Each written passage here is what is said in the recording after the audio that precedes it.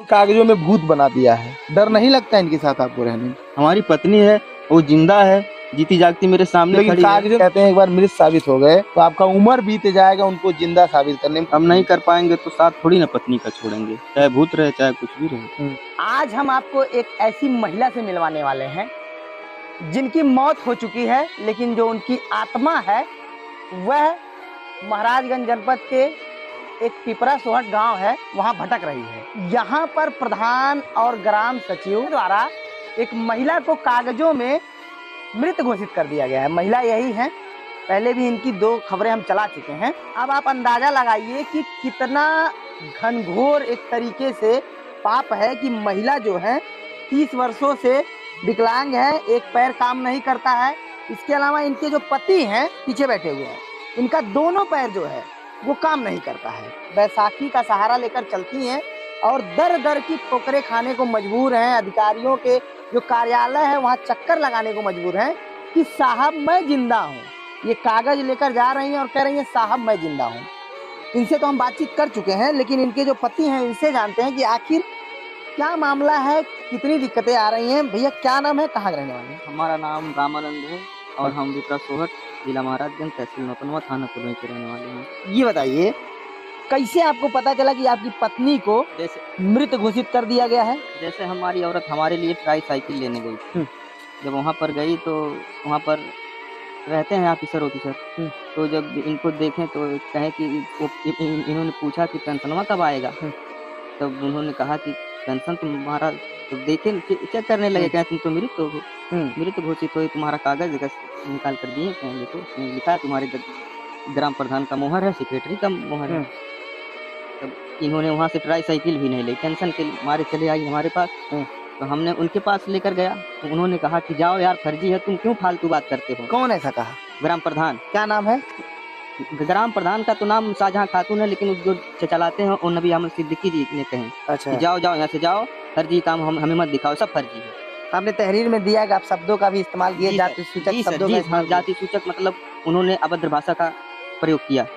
जी madam आपकी कह रही है कि पैसे वैसे की भी मांग की जा रही थी, उससे किए होंगे तो कही है। आज तक हम दोनों पैर से विकलांग है, हमारी औरत एक पैर से विकलांग है। आज तक एक हमारा घर देखो खंडर की तरह पड़ा है, मैं देखा, देखे हैं आप, लेकिन एक आवास हमको नहीं मिला है। तो आवास के लिए जो विकलांग लोग हैं उनके लिए डीएम साहब के यहाँ से स्पेशली एक कोटा होता है जिससे आप लोगों को मिलता है, क्यों नहीं मिला? ये मैं जानता हूँ, लेकिन जब मैं ग्राम प्रधान से कहता हूँ तो वो कहता है सूची में तुम्हारा नाम ही नहीं है।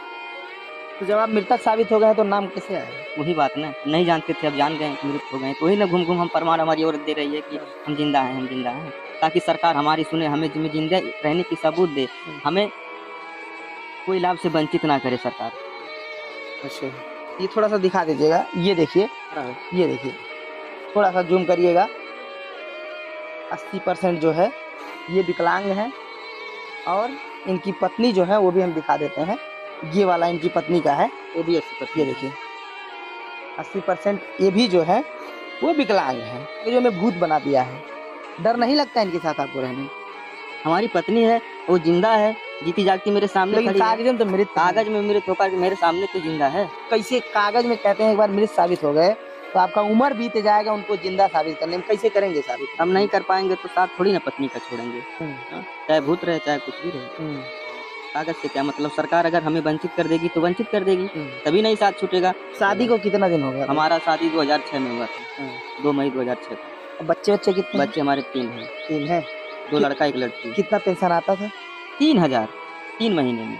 क्या होता था उससे, कैसे घर उससे घर गृहस्थी क्या चलती थी, मतलब अपना साग सब्जी यही चलता था। पत्नी को मृतक घोषित किया गया है, कहीं ये ऐसा तो नहीं ना कि आप लोग वोट नहीं दिए इसको प्रधान को तो खुन्नस निकाल रहे हैं? आज 4.5 साल की प्रधानी खत्म हो गई, हम उनसे झगड़ा नहीं कभी हुआ, कभी बातचीत भी नहीं वैसा होता है।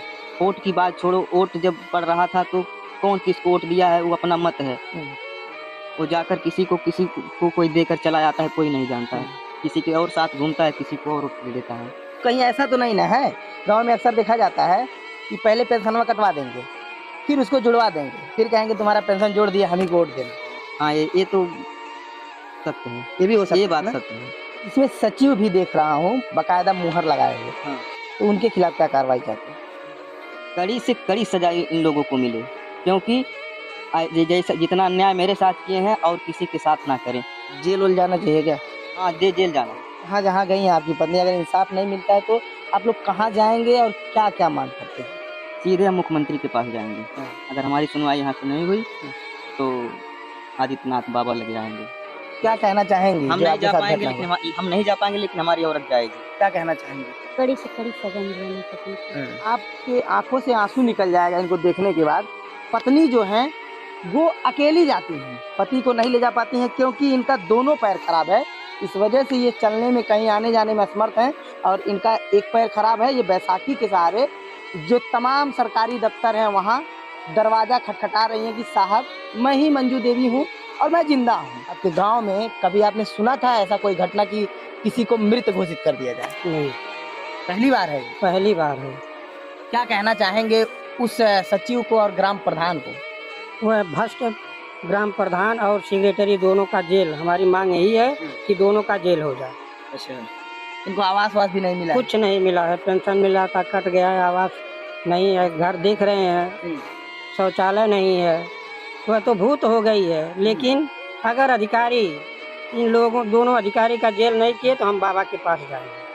बिल्कुल। और इनका घर गृहस्थी कैसे चलता है? कमाई का कोई कमाई नहीं है, बच्चे अभी नादान हैं, छोटे छोटे बच्चे हैं, अपन वही पेंशन से खाते जीते थे। लेकिन भ्रष्ट प्रधान यह बहुत गलत कार्य किया।